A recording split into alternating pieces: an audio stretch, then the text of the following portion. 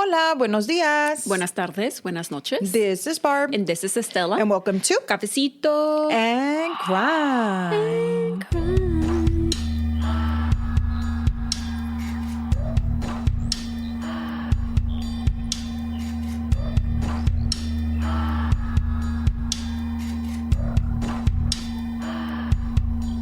Wow. Thank you. I practiced. I practiced for that. How did it sound? It sounded great. You know what? You should be a singer. We could harmonize. Harmonize. Harmonize. I like that. I like that. I wonder how Are it you an sounds. alto or am I an alto? I'm an alto because I'm louder. Is that what that means? No, but I just made What that are up. the other... Alto and then, I don't know. your daughter, what is she? She's a lower one. Like a... Because she sings, soprano. She's a I don't girl, know. I don't know. We're just making shit up. Sorry about that. No, I Any think a singers out there? I think a soprano is actual, like in the choir, you can be a soprano. Not like a soprano, like you about to go Like the show? the show. Like the mob? Yeah. No. You're not a mobster. No, I don't have that kind of stomach for that kind of life. No. Why not? I could never be a mobster. I'd be too scared. I'd be nervous all the time. Sweaty. I would be sweaty, like armpit. I'd be like, oh my God, I have to go to the restroom. I wouldn't sleep. No, I would be like armpit, like hasta acá abajo, like sudor hasta acá, you know, Yeah. because all the time, 24/7. Toda grasosa and shit. Like, breakout. Breakout. Se me va a caer el pelo. No voy a tener ni una greña. De por sí no tengo. Pues sí. So. But anyway, how are you doing today? I'm doing well. Welcome, everybody. We are so excited that you are here. We are going to... Well, how you been doing? You said you were fine, but Yeah, what's new? Your mind went... Yeah, a little bit. What's new? What's new? I'm trying to think. I'm going on vacation. Yeah, but this is about me right now. Oh, okay, my bad. What is new? Nothing is new with me that you don't know about. Yeah. I haven't made any purchases. No. I Nothing haven't new. watched it. Oh, I just told Barbie I was watching the Diddy documentary on Netflix. Mm-hmm. My sister said that she started it too, pero I don't know. I don't know if I would be interested in it, pero maybe. I don't know. No, I just didn't know that it was what it was, you know? Really? Yeah. Like they have like footage from like 2024 when he was in the hotel. Like he was in New York for like right before he got arrested. You know what? When those images came out, it made my stomach hurt. Yeah. So I didn't want to watch it.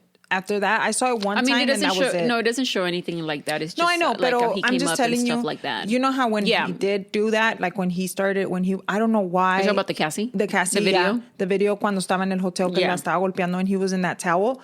Like, I don't know why. You just didn't, like, he's fucking crazy. Yeah. Like, I'm like, what the hell? Like, I don't know. I had no idea that he had come up that way. Like, Wow. I had no idea. But anyways. Wow. Pero no, por eso I was like, I don't know about this. But yeah, maybe at one point I will watch it. But if you're asking me how I'm doing wonderful. Oh, yeah. How are you doing? Sorry about my bad. I am going on vacation tomorrow. We are going to the snow. So we are super excited. Yeah. Well, yeah. tomorrow would be, not tomorrow, would be. Yeah, tomorrow.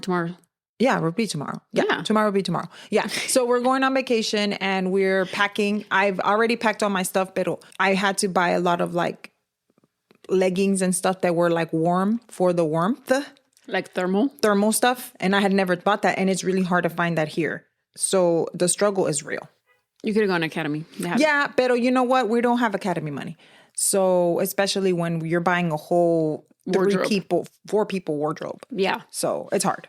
But anyway, I'm happy for that. So what do you have for us today, sister? So for today's case, we are going to Covina, California. Covina. When I hear Covina, it reminds me of the movie Blue Streak. When the guy is like, I'm from West Covina. No. Okay. Anyway. Why does that movie sound familiar? You've never seen Blue Streak? With Martin Lawrence? Oh, yeah. When he's a cop? Yeah, and he goes undercover. He's not a cop. He pretends to be one. Pretends to be a cop and the diamond is inside of the drugs. And that was probably one of my like top 5 movies. Like, I love that movie. We were just talking about top movies this past weekend and nobody brought that up. Because you know what? We were on the spot. It was on the spot. It was on the spot. Not only that, but that is one of my... Well, I remember it now. I mean, besides Fridays... No, not all the Fridays. Not the first one. Only the third one with the Christmas Friday and the Christmas Friday. That's the only one that I could probably I could probably say all of the words in the whole thing. Yeah. So But that's anyway, where we're going to Covina, California. Okay. I like that, Covina.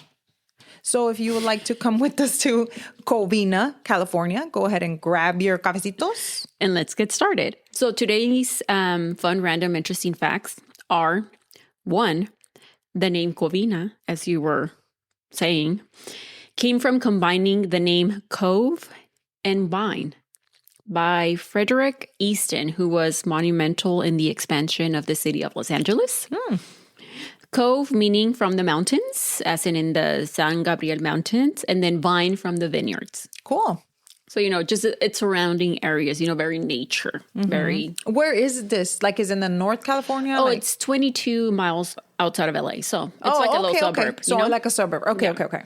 So number 2 is that in the 1900s, Covina was once the world's 3rd largest producer of oranges and grapefruit. What? Yeah. Dude, I never think about where grapefruits come from. I love grapefruits. I know, not. Wait. Yes, I do love grapefruits, pero yo sé que a mucha gente no les gusta. A mí sí me gusta, pero está bien difícil because they have to be in season para que estén bien dulcecitas, Yeah. Y luego be careful not to eat the inside. I just want to think about something. Everybody out here. Okay. Who was the person that went up to the árbol and said, hey, hay que comernos esta fruta, but just eat the inside porque está, pero no lo de fuera? I mean, some people eat the... Yeah, some people eat the rind too. I mean the tecata, like the little white stuff. Pero like, for example, if you really want it to be really like juicy and really, ¿cómo se llama? Sweet. Se me está haciendo agua la boca thinking about it. Then you have to eat nada más de, like, whose idea was that? To be like, ¿sabes qué? Voy a traer esta pinche... Well, I guess the same person that said oranges. Let's peel the orange. I wonder. I need to look this up. Yeah. Because... But do it... That's mind-boggling to me. Not on my episode.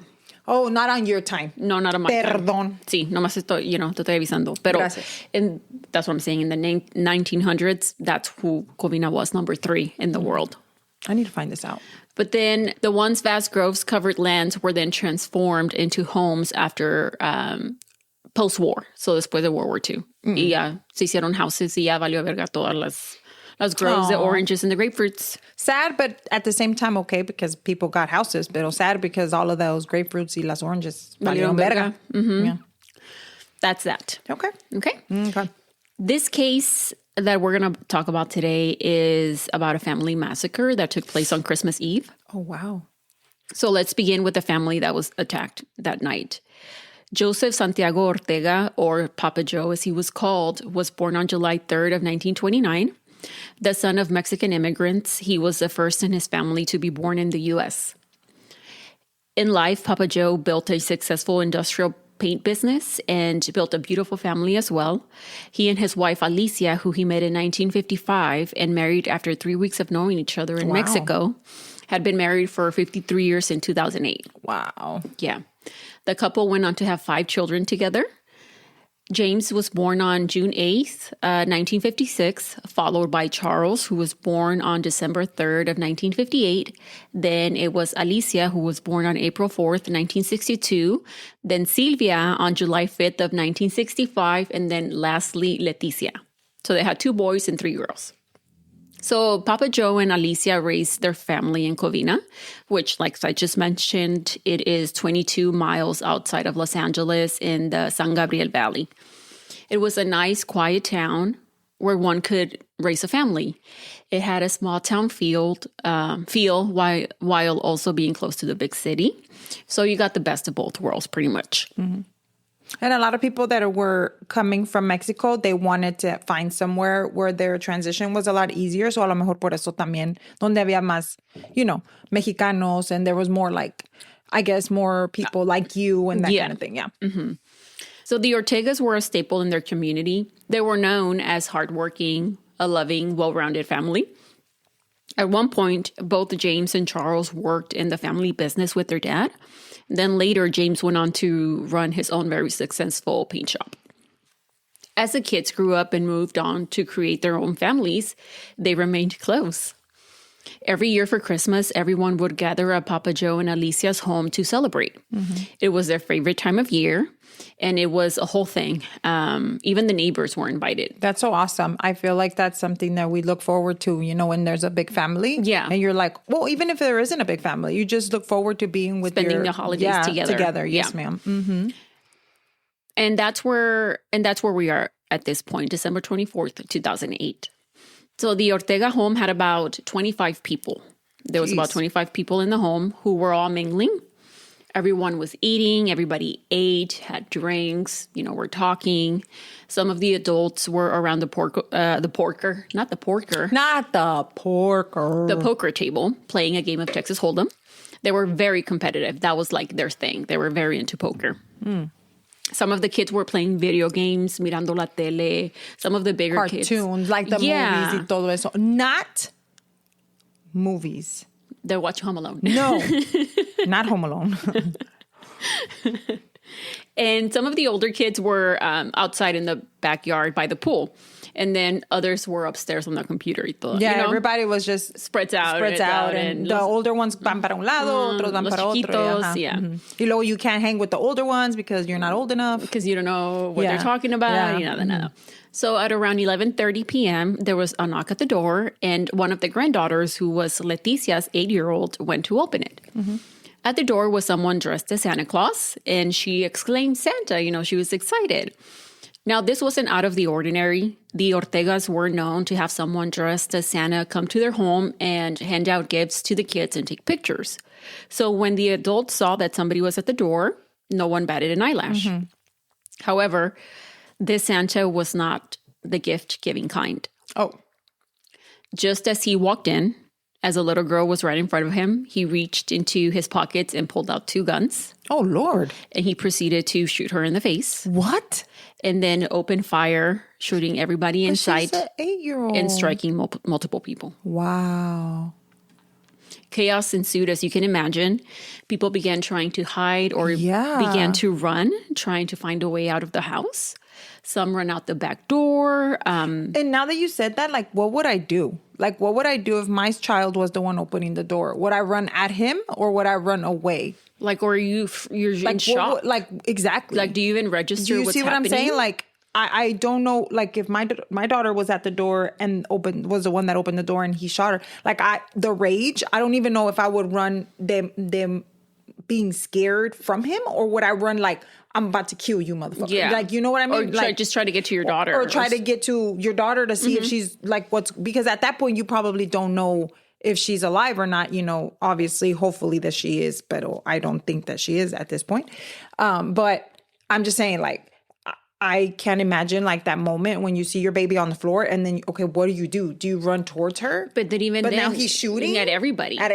So I'm like, I don't care. I'm going to go at you. You know what I mean? Like, I just can't imagine. Like a mom instinct just like takes over, Yeah, because when you told me what he did, like, me dio un coraje. Like, bro, I want to fucking come at him. Which I think he would have shot whoever opened the door. But the fact that it happened to be an 8-year-old, like, how do you have the guts to do that? And how do you have the guts to, like, if you're standing there and you're a man or whatever it is that you are, and then you have to look down at someone to shoot, to shoot them in the face. The little girl was looking up at him like, oh, Santa, and then so excited. Yeah. Like, and imagine her thinking like, that's diabolical, right? Truly. That's diabolical right there. Truly. No matter if you don't believe in Santa or if you do, like, or crazy. You don't celebrate Christmas or whatever, or anything that you do. Just the fact that the little girl was like, "Oh, look!" Imagine like this little girl or whoever was there, like just thinking. When you're a child, obviously, Santa brings you gifts. Now all you can think about is Santa is killing. It can never be the same. No, never be the same. Yeah. As I mentioned, people were running all over the place trying to get out. There is reports that there was one woman, I think she was 20, who ran to the second floor and she jumped off the roof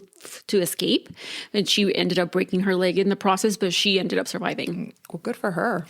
Now, Leticia managed to scoop her daughter up from the entrance and ran out the front door, and she went to a neighbor's house.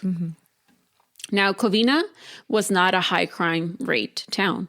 Christmas Eve and even Christmas Day tended to be very calm days. But that night, the calls to 911 were nonstop. The first initial calls were regarding an explosion and a fire. Wow.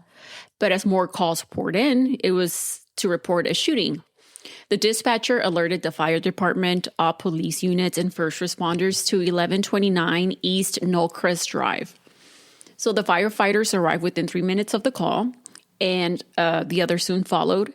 The Ortega home was completely engulfed in flames, all of it. And it appeared that it was only a matter of time before the homes next to it also caught fire. Wait a minute. So now it's on fire? Yes. The fuck? The whole street was just pure chaos with all the first responders, the raging flames, and the neighbors outside trying to figure out what's going on and asking. Raging flames. That means that whoever this was, they had to use some accelerant, right? To make raging. Raging fire. And you, since the fire was massive, it took 80 firefighters to fight it. Yeah. And just as you said, and due to its size, they were able to determine right away that an accelerant had been used. Yeah. And if an accelerant had been used, it was, of course, arson. It had to be.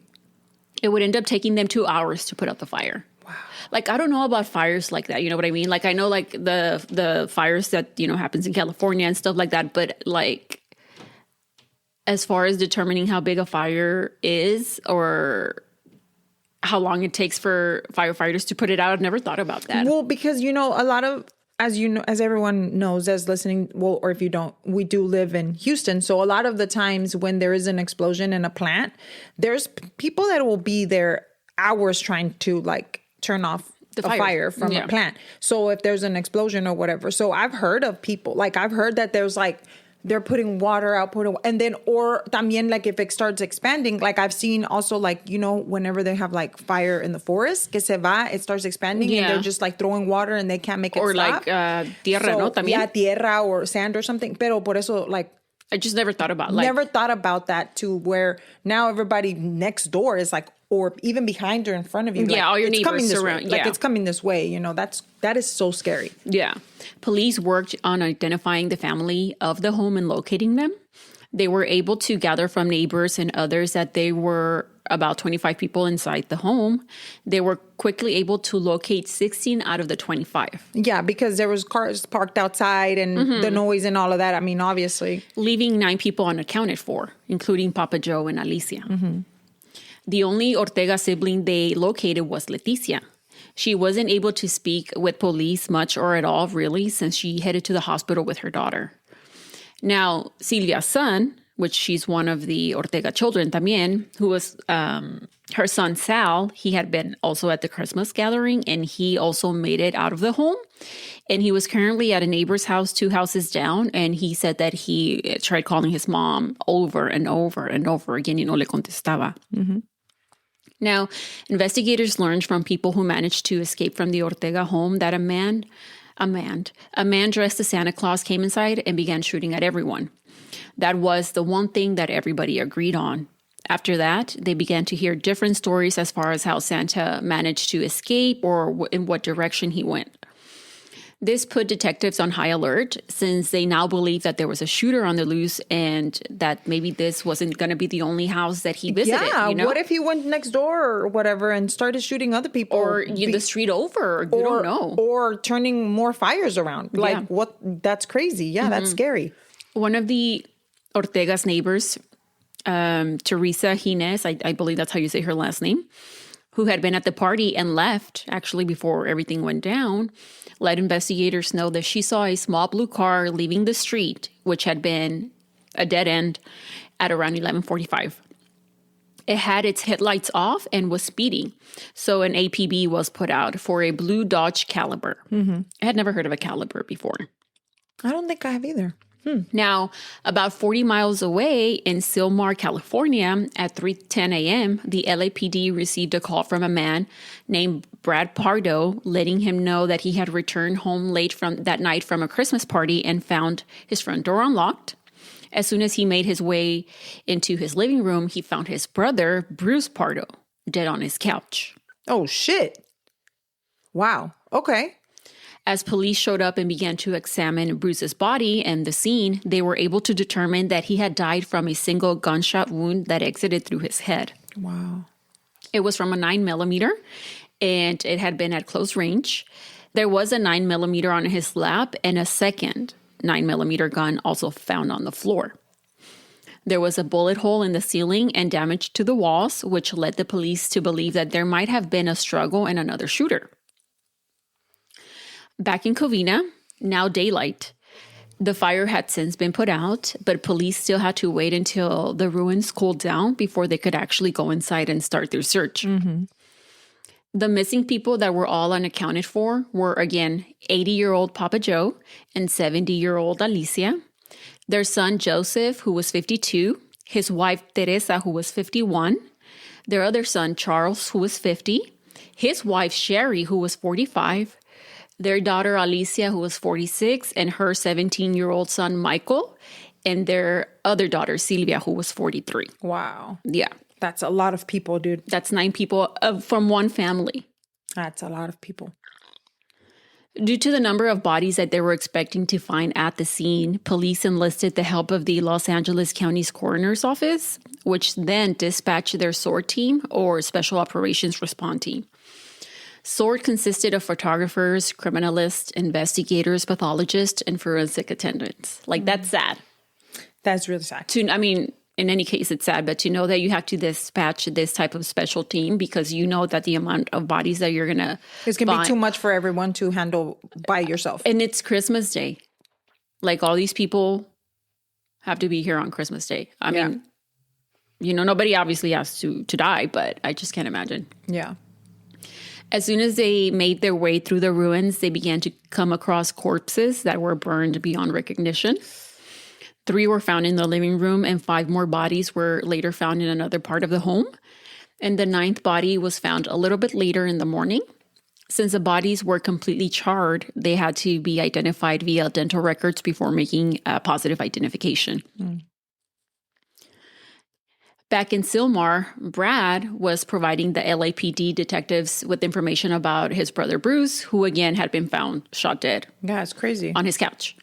According to Brad... But it wasn't on Brad's couch or on Bruce's couch? No, it was Brad's house. Brad's house, and Bruce was staying with him? No, Bruce, su hermano vivía en su casa. Y nomás llegó y allí estaba su hermano en su couch, muerto. What the fuck? That's why he said that when he got home, his door was open. Opened and locked, right? Yeah, and he was like, what the fuck? So se metió y es cuando encontró a su hermano.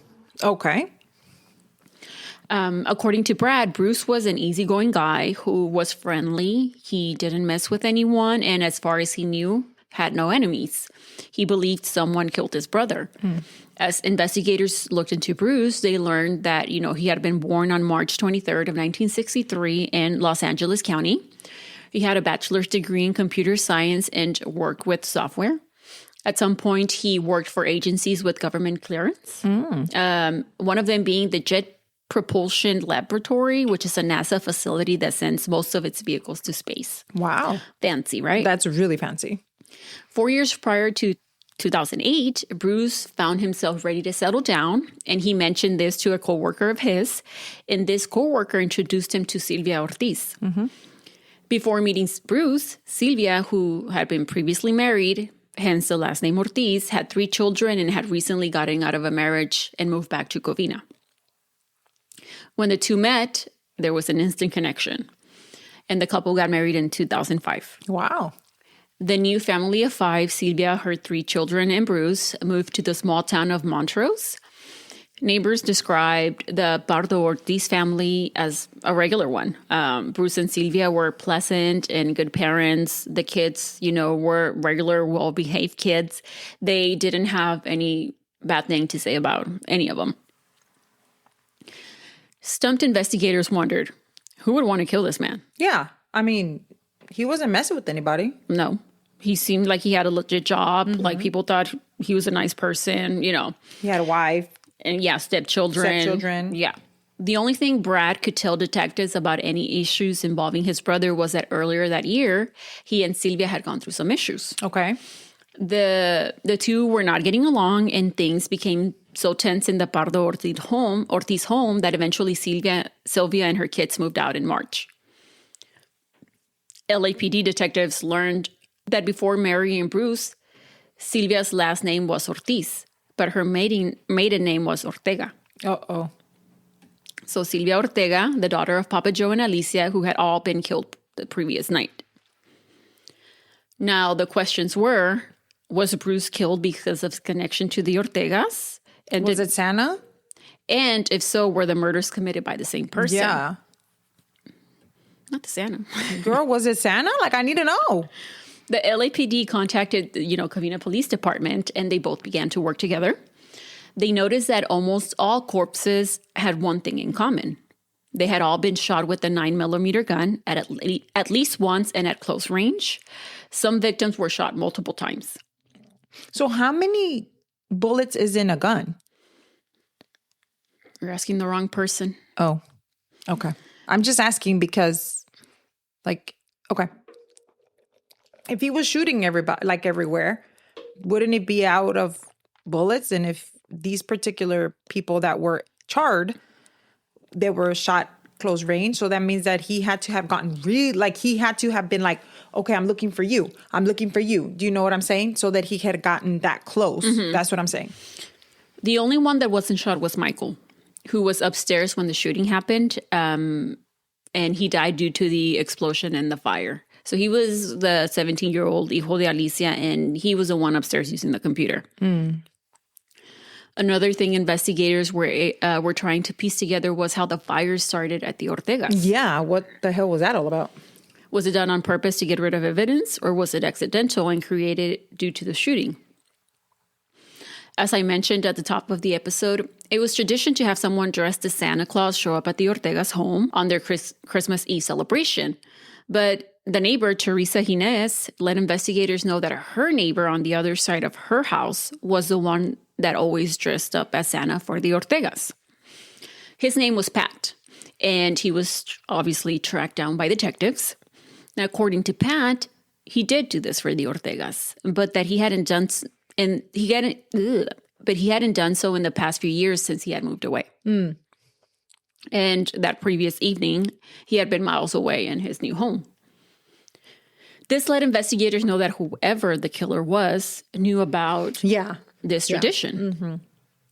So later that Christmas Day, detectives are able to sit down and finally speak to Leticia.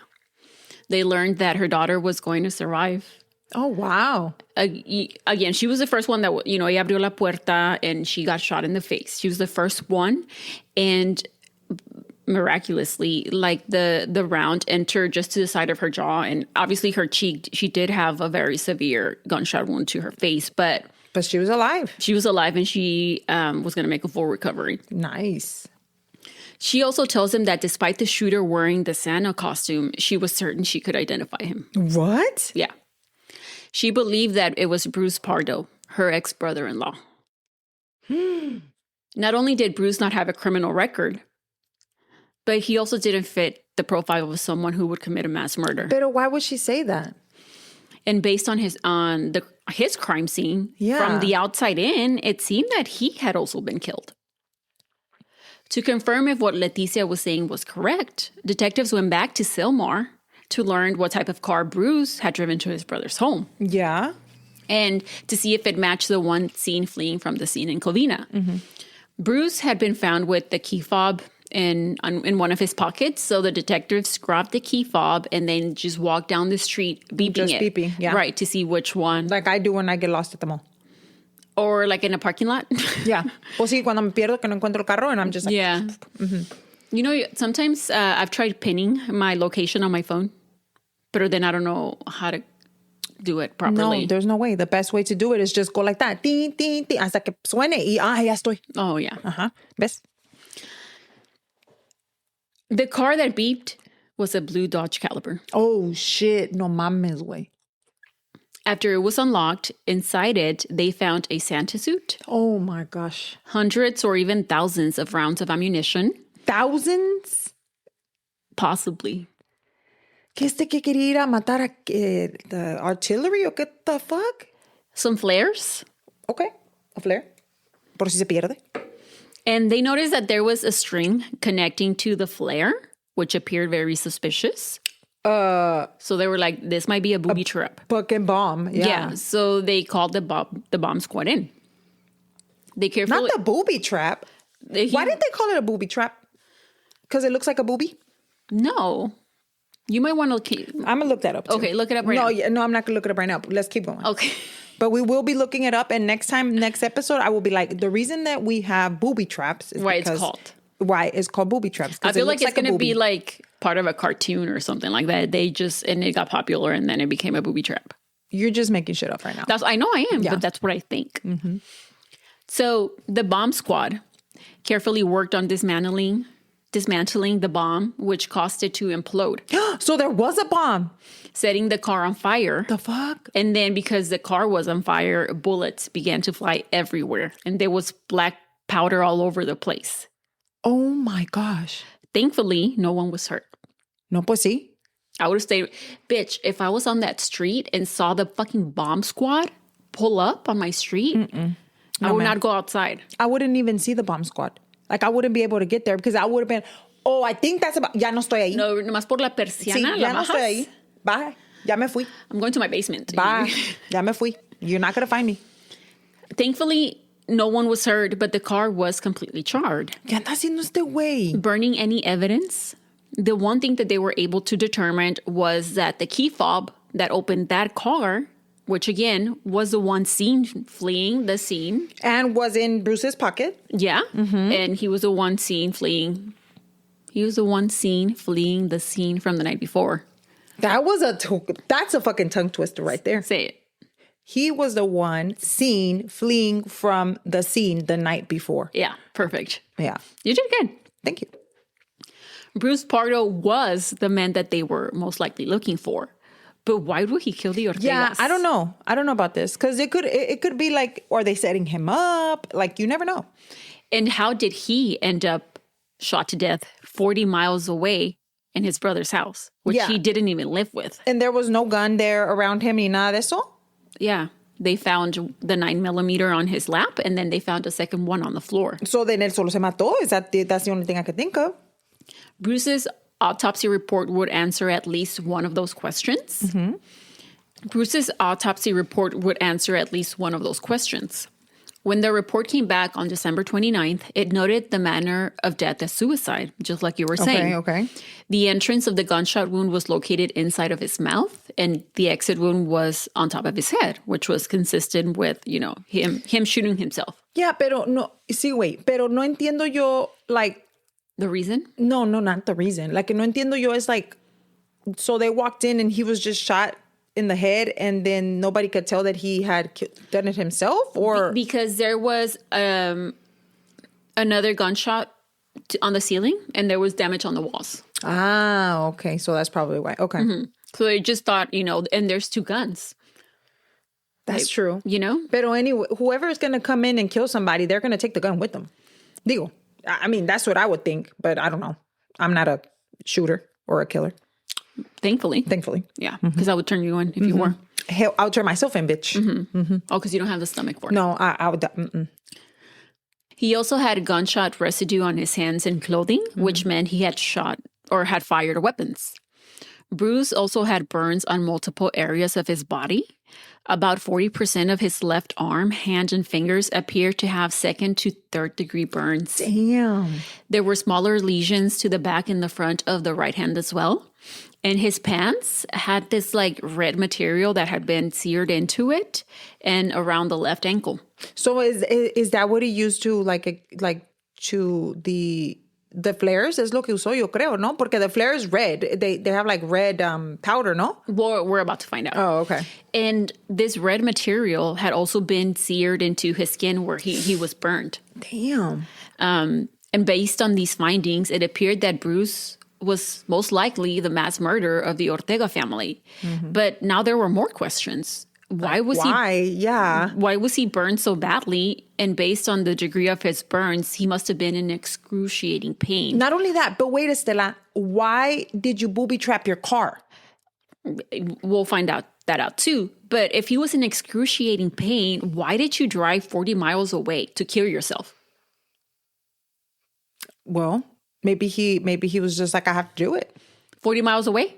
When you were like, your arm's about to fall off because it's so badly burned. Well, I mean, mejor se hubiera matado ahí donde estaba. Exactamente. So that's what I'm saying. That's what they were thinking. Weird. Detectives are like, why would he do? If the plan was to killed himself. Why is he going to wait to drive 45 minutes, maybe 50, depending, you know? Y luego LA traffic.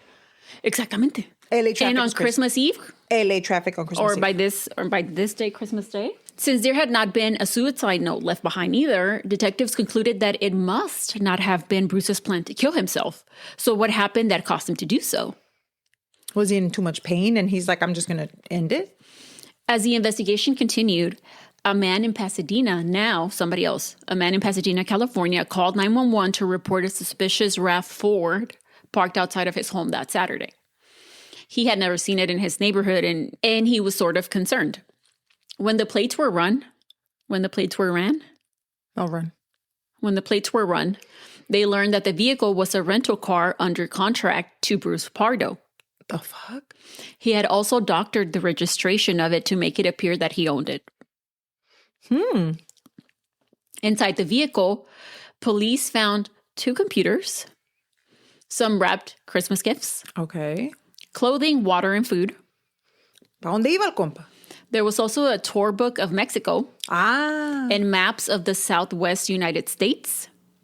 This led them to believe, more so, that Bruce planned to flee somewhere. Because when his body was found, he also had, now there's various reports, some say $10,000, others say $17,000. Either way, he had thousands of dollars strapped with saran wrap to one of his legs. Wait, what? So, se lo había metido en la pierna. En las patas. Okay, wait, hold on. Think about this, Estela. So, he dressed himself as a Santa. Entra a la casa, empieza a matar gente. He blows up everything, right? And then he drives himself to his brother's casa. Lo se mata. Doing all of this, and he booby-trapped the car. Yes. All of this while dropping off another car in Pasadena, whilst having from $10,000 to $17,000 strapped to his leg. Yes, with saran wrap. With saran wrap. Yes. Okay. I needed to get that straight because that sounds like a fucking cartoon. No, wait, hold on.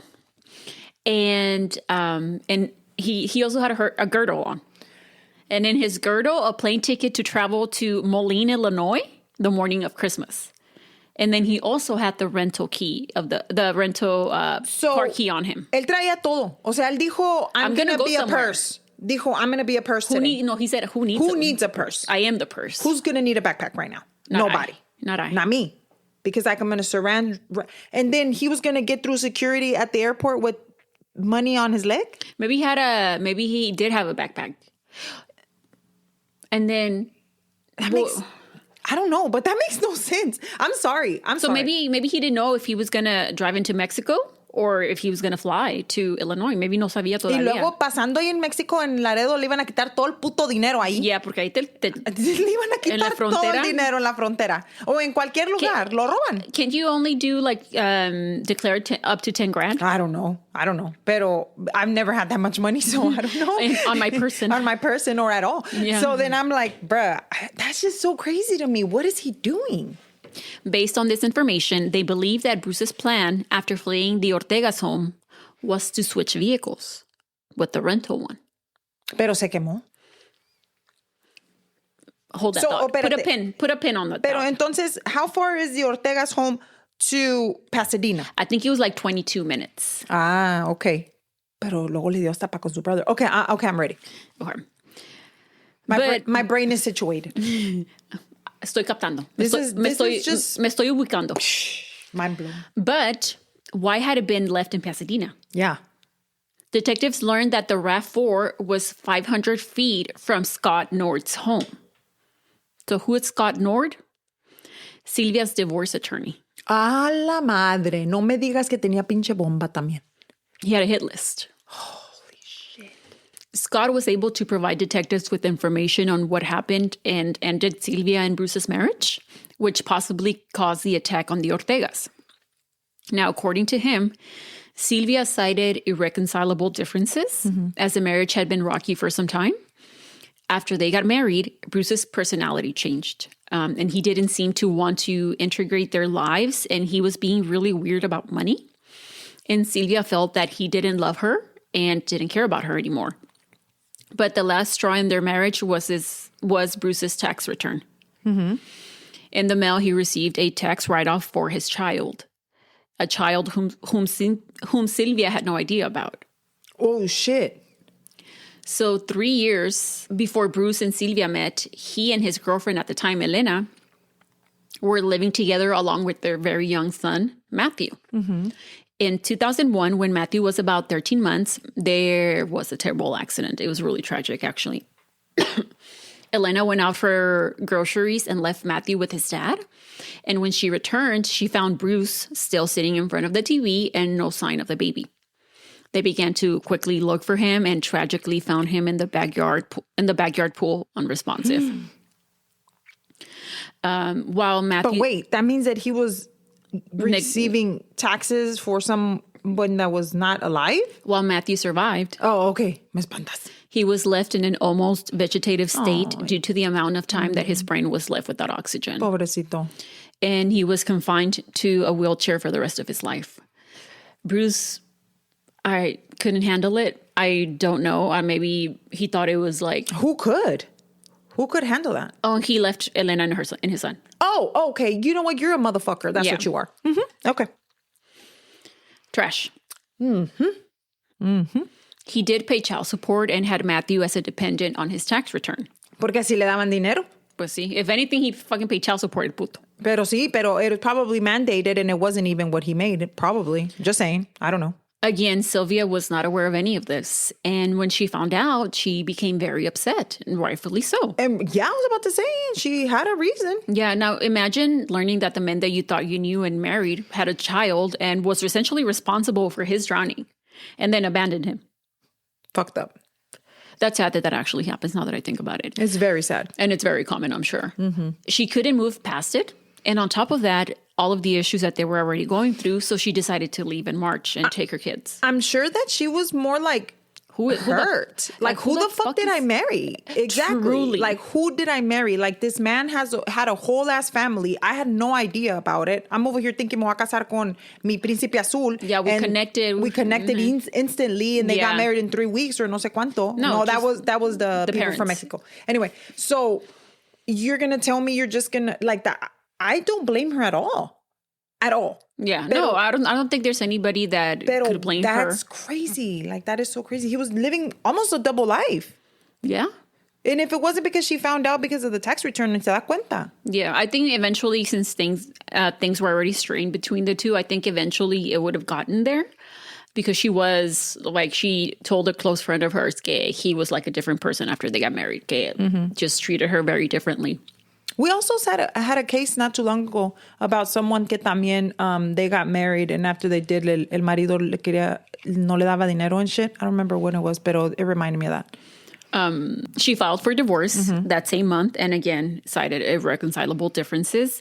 Later in June, Bruce was court ordered to pay Sylvia $1,785 a month in spousal support. Oh, that must have pissed him the fuck off. But in July, after being fired from his job at ITT Electronic Systems for billing clients for service hours he hadn't worked, he was fired.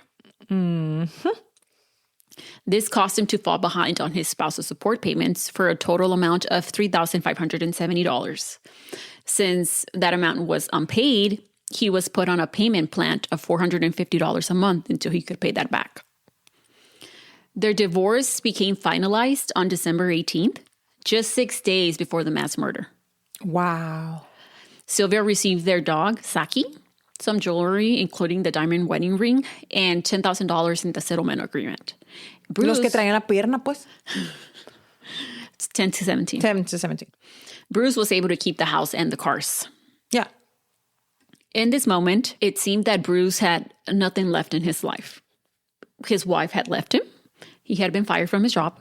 And he had also suffered a pretty significant knee injury earlier in that year, which left him unable to be as active as he usually was, which deeply affected him. Yeah. And Pero it wasn't nobody to blame but himself. No, of course. Yeah. Pero in his mind? Well, in his mind, but I'm just saying, nobody to blame but himself. No, but these are your own fucking choices. Yeah, that's your choice. Yeah, you're a grown-ass man. Mm-hmm. And so when his divorce from Sylvia was finalized on December 18th, it seems like that just sent him over the edge. A search warrant was executed for his home in Montrose. And in the workshop shed behind his house, investigators found a trove of evidence. They found 5 empty boxes of semi-automatic handguns. Oh, shit. 5 boxes. Like you need 5 boxes of semi-automatic handguns? Okay. 2 high-power shotguns. Yeah, there's more. Bomb-making materials. Yeah. And racing fuel. Oh, my gosh. ¿Para qué chingados quieres todo eso, pues? There was a spray device and some valves and some hoses and stuff like that. An air compressor that had the motor taken off, and a CO2 canister was added on top of it. Oh, he was trying to like make a big bomb. And now it appeared to be a device to spray flammable liquid. Wow. From the home, they also confiscated Bruce's Dell computer, along with handwritten notes of materials needed to carry out the plan. Based on these notes, Bruce had planned out this weeks or even months in advance. Investigators learned that he bought the guns in June, and in September, he ordered a custom Santa Claus suit in extra large from a shop that was less than 2 miles away from his home. And he needed it extra large because he needed to put all that shit in there, pues. And los $17,000 en la leg. Yeah, and all the fucking guns. Y the girdle. Yeah, and all the saran wrap. And all of the tickets. Yeah. Yeah. He needed an extra large. In piecing it together, this is what investigators believed Bruce's plan was and what actually happened. Bruce drove to the Ortega's home dressed as Santa at around 9:45 p.m., knowing it would be filled with people, including children. That's fucked up.